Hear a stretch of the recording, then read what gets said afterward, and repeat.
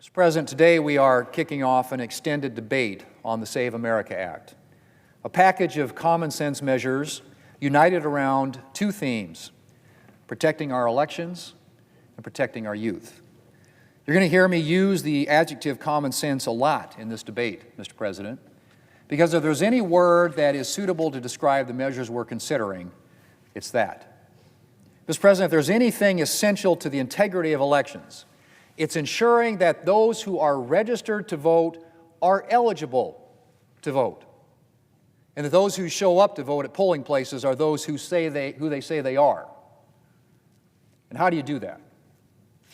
Well, by requiring that Americans show proof of citizenship when they register to vote, and that they show photo ID at polling places. That's what the Save America Act would do. It's just common sense. And polls show that the American people overwhelmingly agree.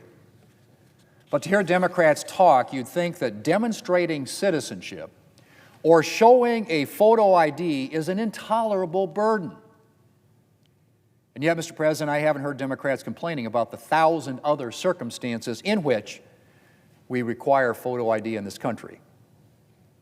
Democrats are aware that Americans have to show photo ID to get on a plane, right? And to start a new job. And when they head to the doctor's office. And to rent a car. And to stay in a hotel. Heck, if you want to get a library card, you have to show a photo ID. The Democrats remember their 2024 convention when attendees had to show a photo ID to get in. The senior Democrat senator from Georgia required photo ID to get into his recent rally. Mr. President, did Democrats hear themselves? Are they going to start boycotting libraries and airplanes and hotels for requiring a photo ID? Are they going to explain why they're perfectly justified in requiring photo ID for their political rallies, why it's somehow an intolerable burden to ask people to show their photo ID when they go to vote? I expect they won't. They'll simply continue with their mindless, partisan opposition to common sense ID requirements for federal elections. But let's hit pause on that topic for a minute and go to another issue where common sense and the Democrat Party have parted ways. And that's on the subject of transgender ideology. In their haste to embrace medical transgender ideology, Democrats have put themselves in the absurd position of supporting the hijacking of women and girls' sports by biological males. Yep, that's right. The party that would portray itself as a defender of women has put itself on the record as willing to sacrifice women's athletic opportunities for the sake of biological males. Now, Mr. President, no one should need an explanation of what the presence of biological males in women's sports costs women. At the most basic level, women are losing out on a slot on the team. Every roster place that goes to a male is a roster place that doesn't go to a female.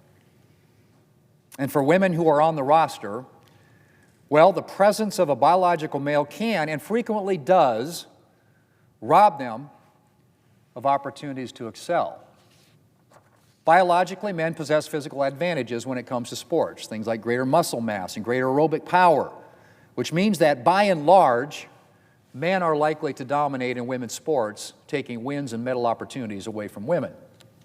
In an August 2024 United Nations report on violence against women and girls, they had this to say about the results of men participating in women's sports, and I quote, "According to information received by March 30th, 2024, over 600 female athletes in more than 400 competitions had lost more than 890 medals in 29 different sports," end quote.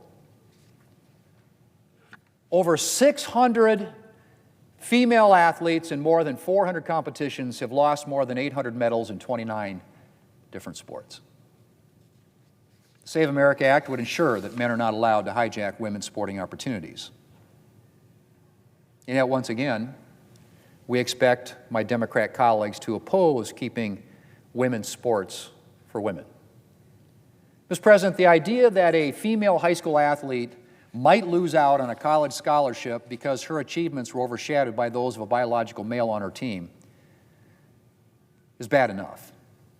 But an even more dangerous consequence of the embrace of transgender ideology is that children who have become victims of irreversible gender transition procedures, and when I say children, I mean children, Mr. President, young men and women who are not old enough to vote, who are years away from being able to legally drink, who still need parental permission to take medicine at school. The New York Times reports, and I quote, "A review of hospital data from 2016 through 2020 identified about 3,600 patients aged 12 to 18 who had received gender-related surgery," end quote. Age 12 to 18. Can you imagine that, Mr. President? Can you imagine allowing a child not yet out of middle school to receive a medical procedure that will result in permanent mutilation of part of her body? This madness has to end. Multiple European countries have acted to rein in gender transition procedures for minors, and so have a number of U.S. states. The Save America Act would extend protection from these procedures to all children, whatever state they live in.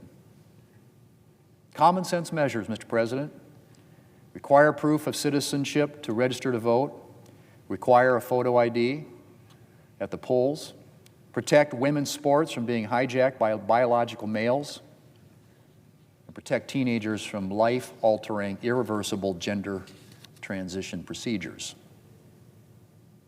Measures, I might add again, Mr. President, supported by a majority of Americans. And measures we expect my Democrat colleagues to oppose. It's unfortunate that common sense is not very common anymore in the Democrat Party.